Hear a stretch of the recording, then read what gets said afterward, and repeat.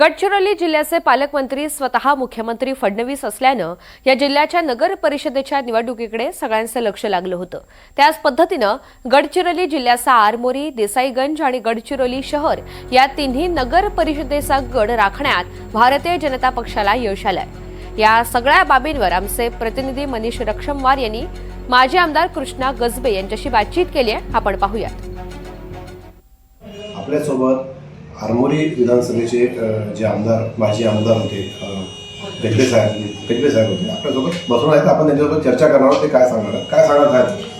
खरं आहे, नगर परिषदेचा बिगुल वाजल्यापासून आम्ही ते पूर्ण कामाला लागलो।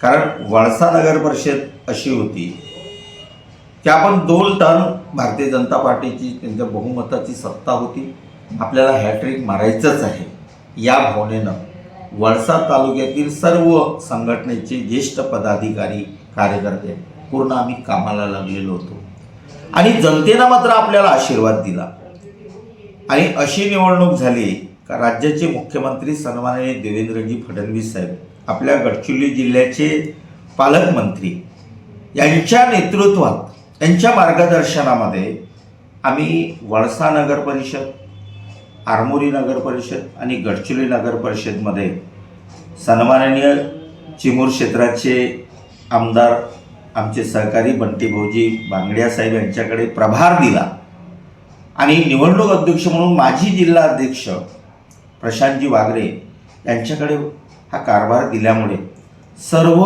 गडचिरोली जिल्ह्यातील ज्येष्ठ पदाधिकारी कार्यकर्ते हे प्रत्येक नगर परिषदमध्ये चांगल्या सगळं आपलं काय मतभेद होत असतात, पण निवडणुकी मात्र मनभेद मात्र कधी कोणी वेगळा केलेला नाही आणि जनतेने आम्हाला आशीर्वाद दिला।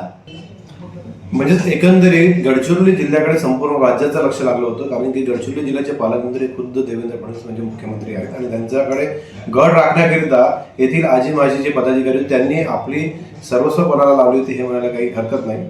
NDTV मराठीकरिता मनीष रक्षमवार, गडचिरोली।